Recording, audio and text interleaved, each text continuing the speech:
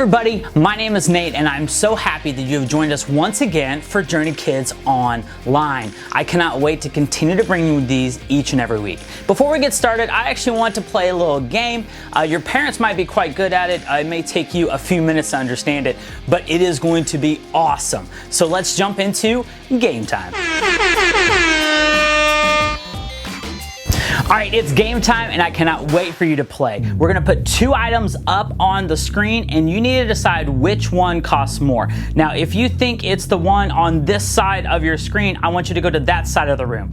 If you think it's the one on this side of the screen, I want you to go to that side of the room. So which one costs more, which one costs more money? All right, so you're gonna watch them, two things, and then we're gonna put the price at the bottom and then I'll let you know which one, all right? So, you guys ready to play? Let's do it. All right, first one up here. Okay, so, all right, now these are pretty awesome.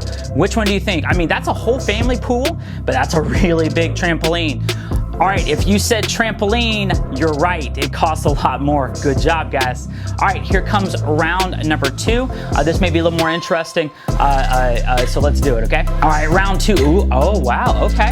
Okay, now that, it's a backpack. I mean, there's a lot of stuff in it, but man, that's a really cool, what is that? Oh, a styling head. Interesting, okay? All right, if you are on this side and you chose the styling head, you're right. That obviously could even carry the other thing, right? That's pretty cool. All right, so here's round number three. I hope you get this one right. Okay, let's do it. Oh, all right. Oh man, that's a really big blaster, isn't it? Oh, and it's battery powered, but that's a lot of them. Oh, and it comes with masks. Hey, that's pretty cool. All right, if you are on the blaster side, you're right. That motorized just wins out, but you could definitely get the vest too, right? You definitely need both to really rock the neighborhood.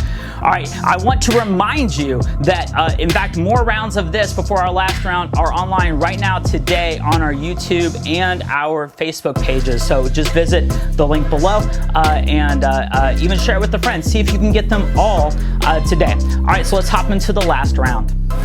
Awesome, those two things are really, really cool. Man, so that one does kick flips, but man, that ripstick looks really, really cool. All right, if you chose the ripstick, you are right. If you chose the ripstick, definitely, obviously, the more expensive one, and maybe even the cooler one. I don't know if you have one, but I see the kids in the neighborhood riding them. They look pretty awesome. All right, thank you so much for watching. Let's hop right back into our story. See you guys later. Bye. Hope you had fun playing that game and maybe even look around your house to see what might cost a little bit more than you thought it did. Some of those were kind of crazy, weren't they? Well, today we're talking about something that costs a little bit more. In fact, we're talking about the cost of following Jesus. Now, if you follow Jesus, you're called a Christian, all right? And so a Christian has said, I want to put Jesus in charge of my entire life. That means when I make a choice, I'm not just thinking about what I want, I'm thinking about what Jesus has asked me to do and what's best for his kingdom. All right, so today we're gonna dive into a story that Jesus teaches about this. That reminds me of our big picture question is, what did Jesus teach while he was here on earth? And he taught about a few different things as our stories have taught us, but today is some big ideas. So parents, hold on and listen up with it, but I think you might be encouraged to know that Jesus asked for a radical, that means a crazy or different idea, and the cost follows suit. So let's check out this video as we think through that.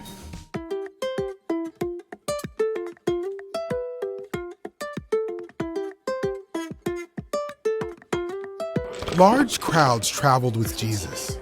Many people wanted to follow him. One man said, "Teacher, I will follow you wherever you go." Jesus told the man, "Foxes have dens and birds of the sky have nests, but the Son of Man has no place to lay his head." Another disciple said, "Lord, I will follow you, but first let me go and bury my father." Jesus replied, "Follow me and let the dead bury their own dead." Jesus told the people that following him wouldn't be easy. It would cost them a lot. Anyone who comes to me must be willing to leave his family. You must love me most of all, more than your own life. Anyone who is unwilling to suffer cannot be my disciple, Jesus said. Jesus urged the people to think about what they were doing. He told them a story. If you wanted to build a tower, you would first sit down and figure out what it would take to complete the tower. Otherwise, you would build the foundation and be unable to finish. People would laugh at you.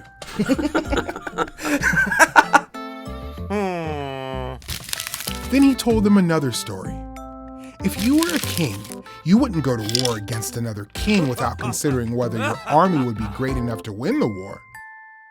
If you have too few men to fight, you would send some men to ask for peace before the battle even started. Jesus wanted the people to consider the cost. If you are not willing to give up everything you have, you cannot follow me, Jesus said. Following Jesus means giving him complete control of your life. That is not easy, but it is worth it. Jesus said, "Whoever gives up his life for me will find true life."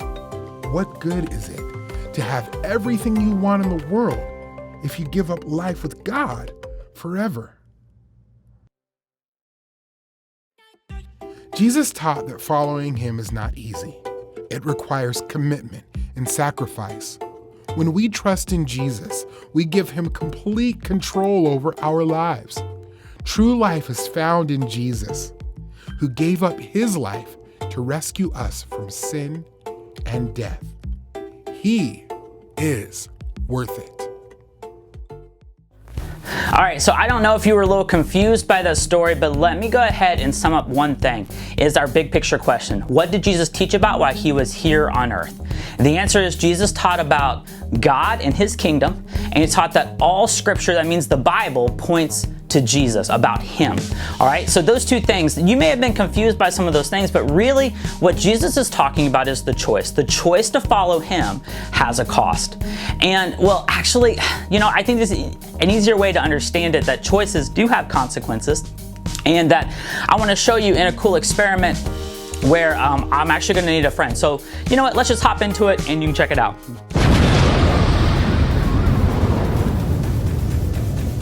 All right, guys, I want to welcome my good friend, Mr. Nate, to the party.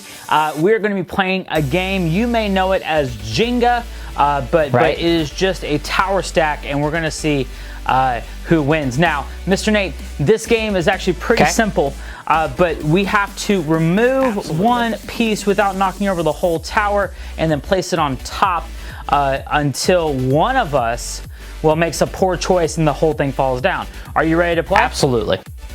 Perfect. All right, so let's see here. I will go first. By all means, go ahead and go first. All right, so let's see here. Let's go right. Ooh. Ooh. Let's go. Ooh, wiggle. Wiggle. All right. Pretty good move. Ooh.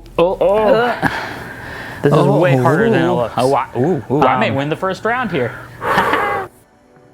All right. Good job. Okay, first one. Now first one done. Let me show you the master does it, okay? Whew. Okay, so let's. Hey, that's pretty good, right? That's pretty easy, right? That was a pretty good move. That was pretty solid. And on top. Man. Gosh, well, this one's kind of sticking out. Let's see. That's an easy one. Let's see what it's got. All right. Oh, okay. All right. Did it? Ooh, all right. Okay. Yeah. Okay. All right. Let's see here. So, Mr. Nate, while we're playing Jenga, boys and girls, while we're playing Jenga, is this game's all about choices, and it's all about making the right choices or the wrong choices. And frankly, living with the consequences, living with what happens with that. And our story is actually about the choice to follow Jesus today. So it's pretty easy. So all right now it's my turn. All right.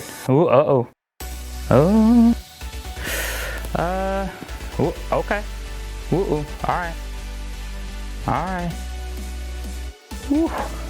All right. Did it. Perfect. Your turn, Mr. Nate. Man, Whew, let's. All right, nice and low. Nice and easy, nice and easy. That's a pretty easy one. All right, pulled it out. Let's see what I got here. Ooh. Perfect. All right, your turn, Mr. Nate. All right. You know, I actually think we're gonna be at this game for quite a while. So you and I are both spending some time here, right?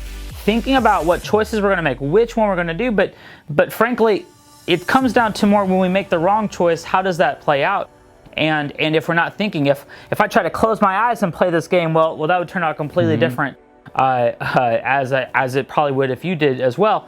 But frankly, the point I really wanted to show and really wanted to make, in fact, you can play this game at home with your family as well, and think about this the next time you get to play, is that when we make the wrong choice, it kind of all comes crashing down. Oh my goodness, right? It all kind of comes crashing down. It's not necessarily the point of our story, but it is an aspect of our story that I want you to understand in a deeper way, because what your choices have is consequences. And so no matter what you're doing, it happens like that. All right, let's hop right back into our story.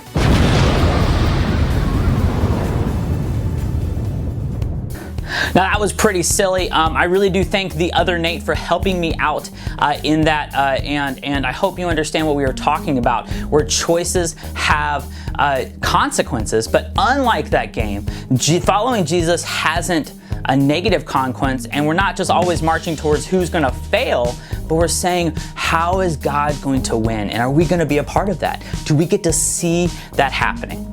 That's a cost that I think we're willing to pay. The cost of something sometimes means that we trade something that we have for something that we get. And there's always this idea that maybe we're paying too much or too little. Maybe you even hear your parents say something like, "I paid too much for that car," or "I really got a good deal on this sweet sweater," right? All of those things come into how much we pay versus, meaning the cost, how much it took from us, and how much we got. And when we talk about Jesus, well, we pay our lives, which is a lot to us, but what he gives us is oh so much more. And Pastor Brian talks about that in our weekly question. So let's check it out now.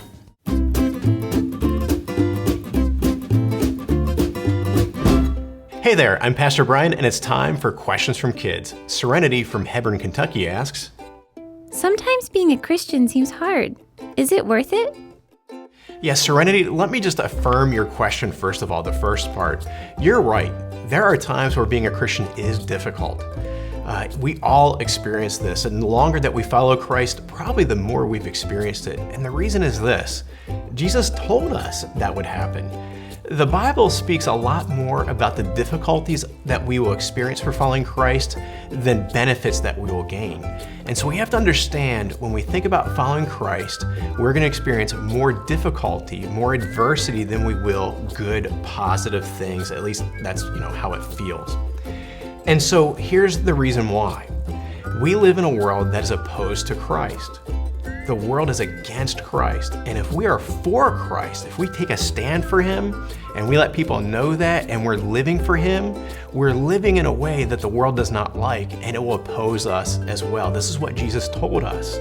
So there are a lot of times where we'll experience difficulties for following Christ.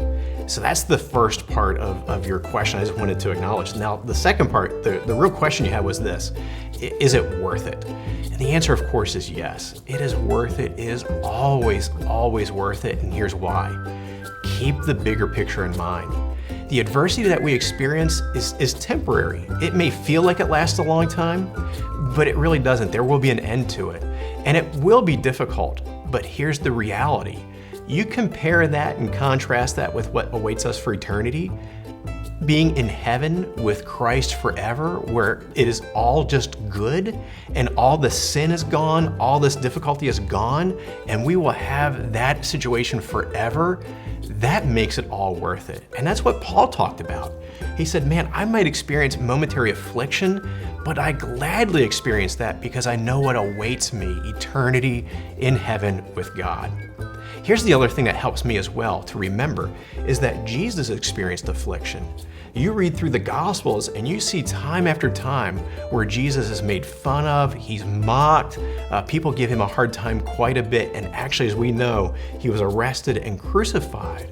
And so it encourages me to know that, yeah, life is difficult for me, but the one I follow, Jesus, life was difficult for him as well. And he was faithful to the Father. I want to be faithful as well. So is it worth it? It is, by all means. Question back for you then. What might you give up to follow Jesus, and what will you gain because of it?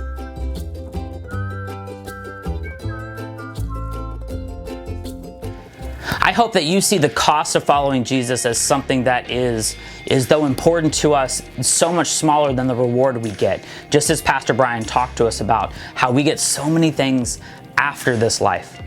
I also hope that you picture the idea that here on earth, it may not always be easy to be a Christian.